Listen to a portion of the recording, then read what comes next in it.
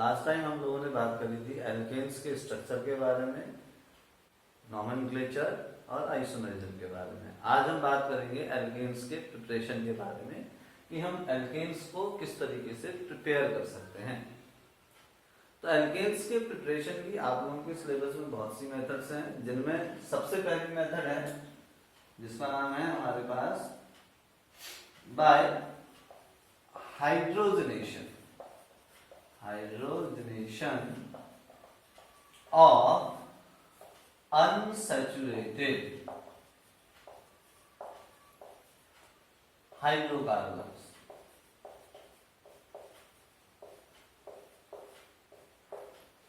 Hydrogenation of unsaturated hydrocarbons कहता है। Hydrogenation का मतलब क्या है? हाइड्रोजन का जुड़ना, एडिशन ऑफ हाइड्रोजन। किस पर? अनसैचुरेटेड हाइड्रोजन पर। अनसैचुरेटेड जिसको हम हिंदी में असंतृप्त हाइड्रोकार्बन्स भी कहते हैं। इसमें क्या होता है? ये अनसैचुरेटेड वो होते हैं या तो जो जिसमें कार्बन और कार्बन एक दूसरे के थ्रू या एक दूसरे के साथ एटलीस्ट वन डबल बॉन्ड से या एटलीस्ट वन ट्रिपल बॉन्ड से क्या होते हैं? जुड़े होते हैं। जिसमें एटलीस्ट वन डबल बॉन्ड होगा वो कहलाएंगे हमारे पास एल्कीन्स, और जिसमें carbon carbon at least one triple bond से जुड़े होते हैं उनको हम क्या कह देते हैं? एल्काइंस कह देते हैं। तो जब इनका हाइड्रोजनेशन कराया जाता है तो उस कंडीशन पर क्या होता है? जैसे हमारे पास पहली एल्कीन है, ये है CH2 डबल बॉन्ड CH2, जिसको हम इथीन भी कहते हैं, इथीन के नाम से जानते हैं। इसकी जब हम हाइड्रोजन के साथ रिएक्शन कराते हैं, लेकिन ये हाइड्रोजन के साथ रिएक्शन जो होगी वो डायरेक्ट नहीं होती है, इसके लिए कुछ कैटलिस्ट की जरूरत होती है, जिनमें हम नॉर्मली क्या यूज करते हैं? PT, PD और Ni का यूज करते हैं। प्लेटिनम और पैलेडियम, जिसको PT और PD कह रहे हैं, ये रूम टेम्परेचर पर इजीली हाइड्रोजन गैस को प्रोवाइड कराते हैं। रूम टेम्परेचर पर हाइड्रोजन गैस प्रोवाइड कराते हैं रिएक्शन के लिए। जबकि निकिल के केस में थोड़ा सा हाई टेम्परेचर और हाई प्रेशर की क्या होती है? रिक्वायरमेंट होती है। हाई टेम्परेचर और हाई प्रेशर क्या होता है? रिक्वायर होता है।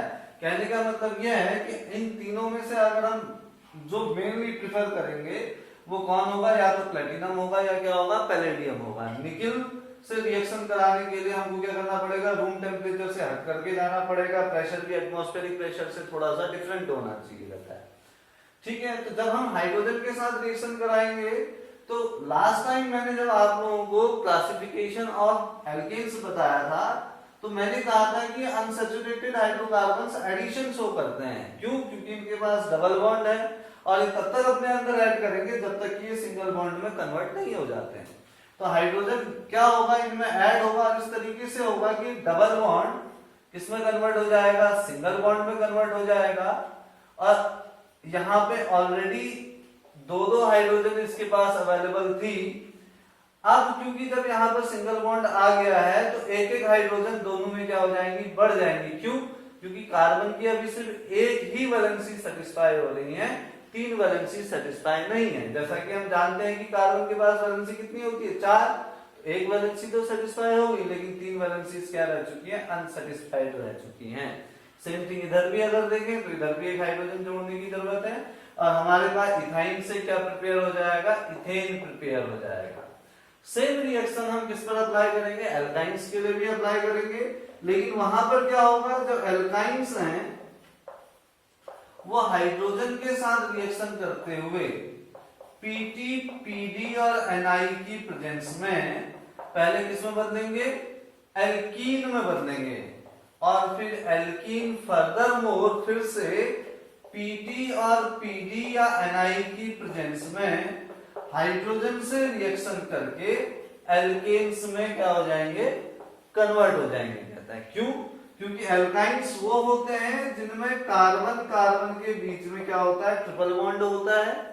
तो जब ये एक बार एडिशन करेंगे तो एक एक हाइड्रोजन दोनों को मिलेगी, CH2 इधर भी CH2। अब दोनों को कितने की जरूरत है, डबल बॉन्ड की जरूरत है आपकी 4 वैलेंसीज को सेटिस्फाई करने के लिए, तो बीच में क्या बन गया, डबल बॉन्ड। तो जो इथाइन थी वो इथाइन किस में बदल चुकी है, इथीन में बदल चुकी है, और ये इथीन फर्दर रिएक्शन करेगी हाइड्रोजन के साथ Pt, Pd और Ni की प्रेजेंस में, और किस में बदल जाएगी, कहता है एल्केन में बदल जाएगी। और सेम रिएक्शन जो यहाँ पर हुई है वही रिएक्शन यहाँ पर भी दिखाई देगी, और ये बन जाएगा CH3, यहाँ पर भी CH3, और बीच में कैसा बॉन्ड आ जाएगा, सिंगल बॉन्ड आ जाएगा। सो इस तरीके से हम क्या कर सकते हैं, एल्काइंस से या एल्कीन्स से हाइड्रोजनेशन के द्वारा या थ्रू हम क्या बन सकते हैं, एल्केन्स को बना सकते हैं, कहता है। अब आगे अगर हम बात करें, ये तो हमारे पास पहली मेथड थी एल्केन्स को बनाने की, जो हमने कहां से देखी, from unsaturated hydrocarbon, from unsaturated hydrocarbons कहते हैं, ठीक है। अब हम बात करेंगे किससे प्रिपेयर करेंगे इनको, अब हम एल्काइंस को प्रिपेयर करेंगे from alkyl halides, from alkyl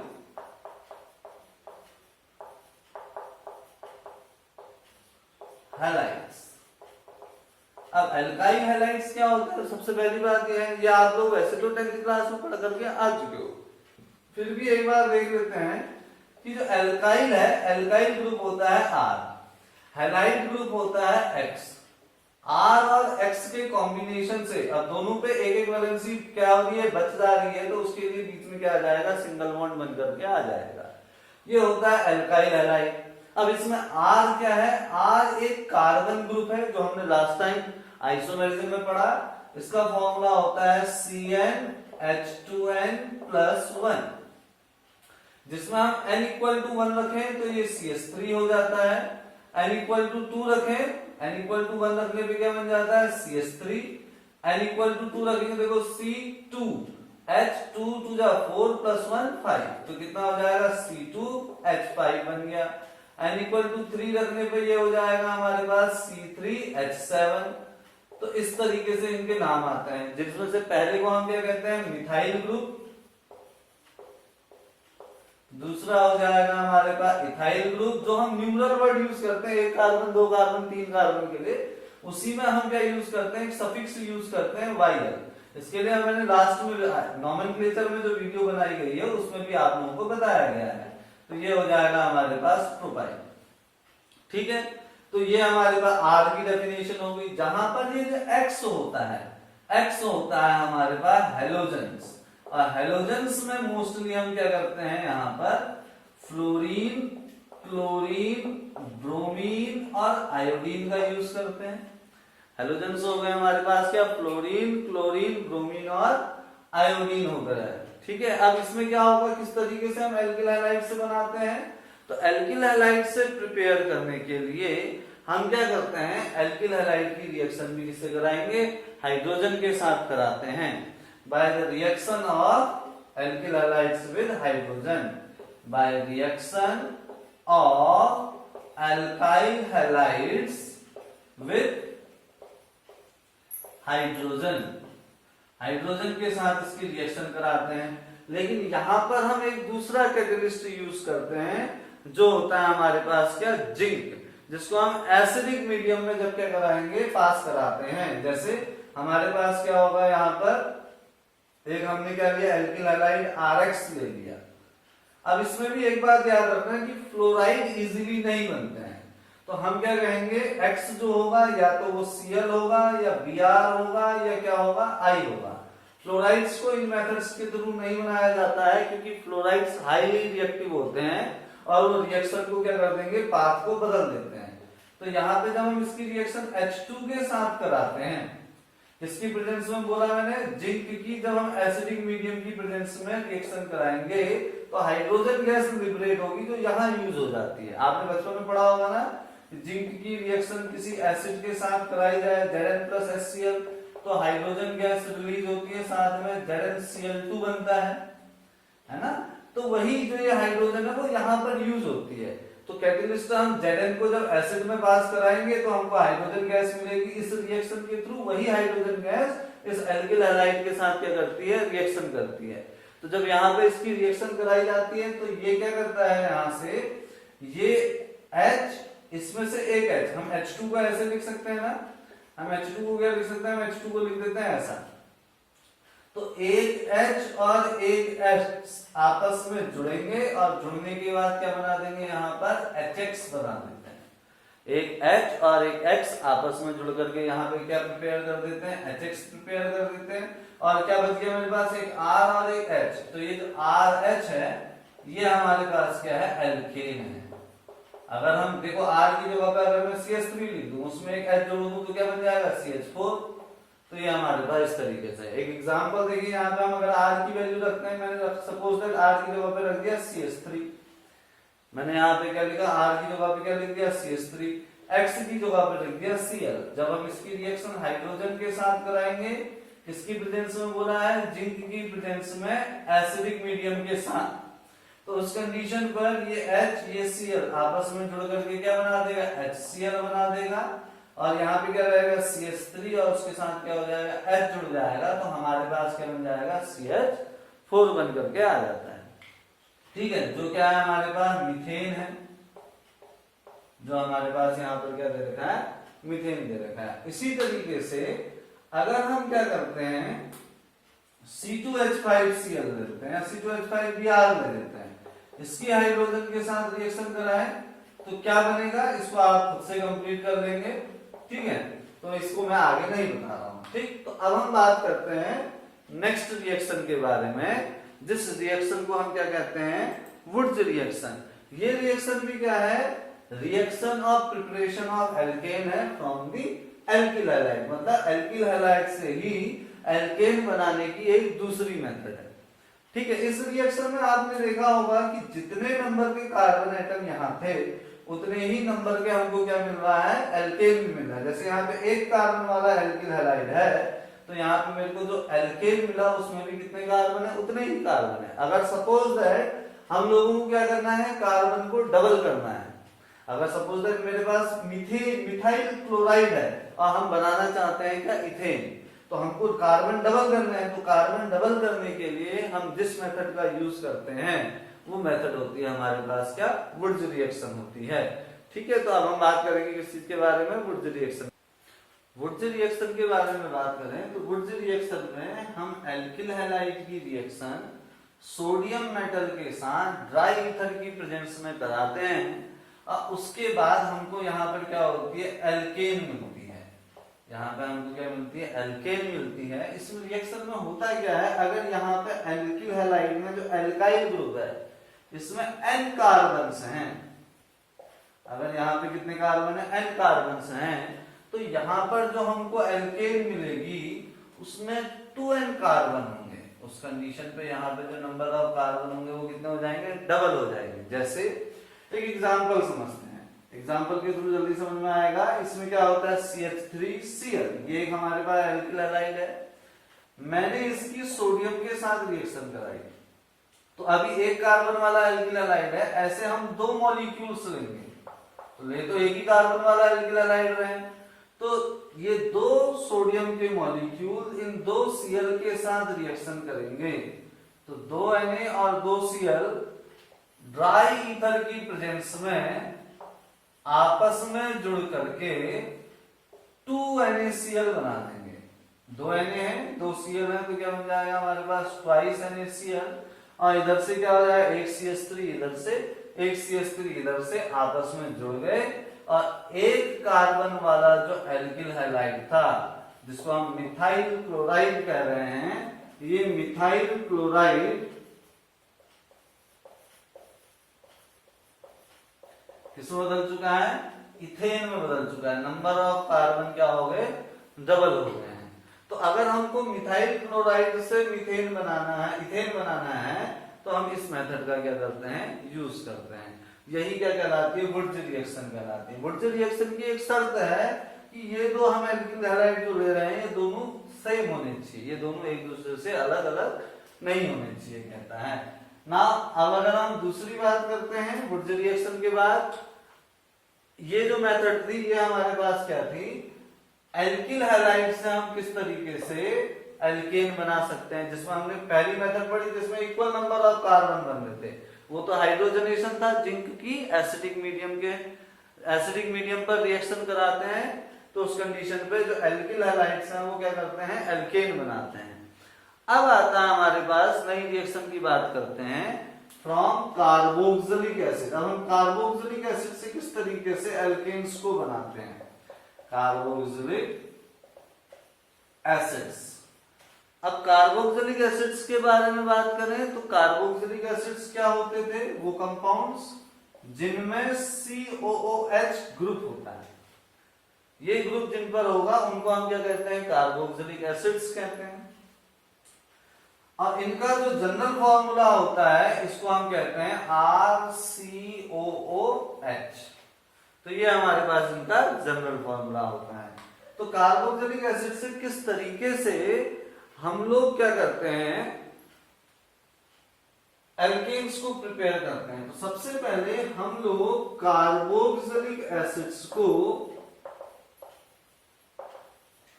इनके सोडियम सॉल्ट में बदल देते हैं, इनकी सोडियम के साथ रिएक्शन कराएंगे तो हमारे पास sodium salt of carboxylic acids बनते हैं, सॉल्ट्स ऑफ कार्बोक्सिलिक एसिड्स बनते हैं। ठीक है, sodium salts of carboxylic acids बनते हैं। ये sodium salts of carboxylic acids से हम दो मेथड के थ्रू क्या कर सकते हैं, एल्केन्स को प्रिपेयर कर सकते हैं, जिसमें पहली मेथड होती है जिसका नाम है हमारे पास क्या, डीकार्बोक्सिलेशन, डीकार्बोक्सिलेशन मेथड। ठीक है, और दूसरी मेथड होती है हमारे पास कोलबे प्रोसेस। दूसरी मेथड का जो नाम है वो क्या है हमारे पास, कोलबे प्रोसेस। ठीक है ना, तो हमारे पास एक है डीकार्बोक्सिलेशन प्रोसेस और एक मेथड जो होती है उसका नाम क्या है, कोलबे प्रोसेस है।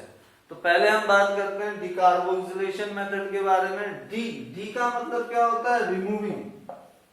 अगर हम बात करें डी का मतलब हो गया हमारे पास रिमूविंग ऑफ किस चीज का, कार्बोक्सिलेशन का। तो removing of carboxylic group, carboxylic group को रिमूव करने की जो मेथड होती है उसको हम क्या कहते हैं, डीकार्बोक्सिलेशन के नाम से जानते हैं। इस रिएक्शन में होगा क्या, जो ये sodium salt of carboxylic acid है, जैसे हम एक एग्जांपल, मैंने यहाँ पे कार्बोक्सिलिक एसिड लिखा तो मैं इसको क्या लिख सकता हूँ, CH3COOH।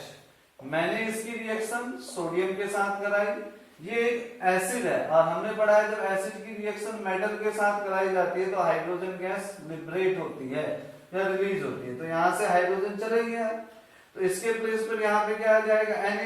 तो हाइड्रोजन क्या है, तो दो हाइड्रोजन होने चाहिए, यहाँ तो एक ही है तो इसको 2 से मल्टीप्लाई करेंगे तो हमारे पास आ जाएगा ट्वाइस CH3COO और ये दो हाइड्रोजन H2 में बदल गए और इनके प्लेस पर 2 Na जुड़ जाएंगे, तो यहाँ पर हो जाएगा CH3COO Na बन जाएगा। अब इस रिएक्शन में होगा क्या, देखो यहाँ पर जो ये sodium salt of carboxylic acid है CH3COONA की रिएक्शन जब हम सोडा लाइम के साथ कराते हैं, सोडा लाइम होता है हमारे पास क्या, सोडा हो गया NaOH, लाइम हो गया CaO।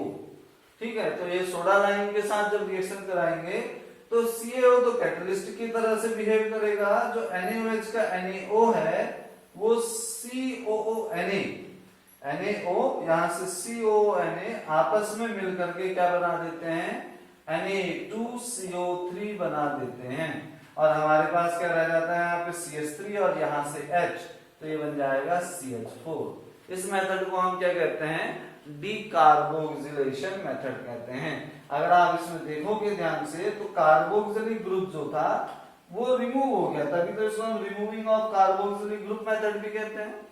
ठीक है, तो ये हमारे पास क्या आ गया, डीकार्बोक्सिलेशन मेथड के बारे में बात आई।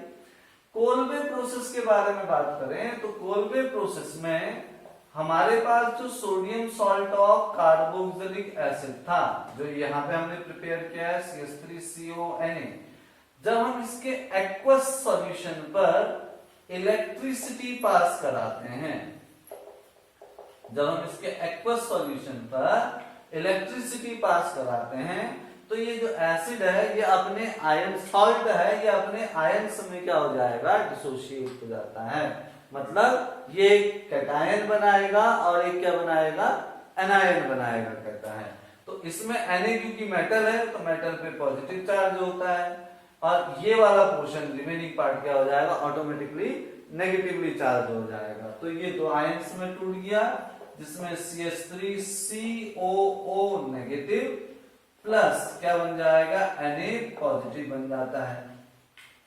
नेक्स्ट स्टेप में अब जो नेगेटिव वाला पोर्शन है, ये बैटरी के, देखो होता क्या है, हम इस सॉल्ट को इस तरीके से कंटेनर पे लेंगे, ये हमने कंटेनर ले लिया, तो कंटेनर पे लेने के बाद ये आया हमारे पास CH3CONA का एक्वस सॉल्यूशन।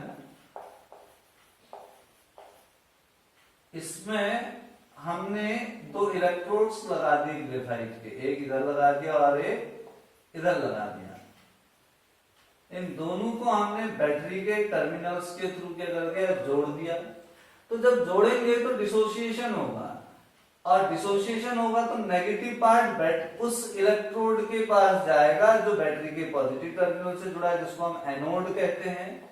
तो नेगेटिव पॉजिटिव की ओर को अट्रैक्ट होगा तो एनोड के पास चले जाएगा, और जो पॉजिटिव है वो नेगेटिव की ओर को अट्रैक्ट होगा तो किसके पास चले जाएगा, कैथोड के पास चले जाएगा। तो अब एनोड और कैथोड में दो अलग अलग रिएक्शंस होती हैं।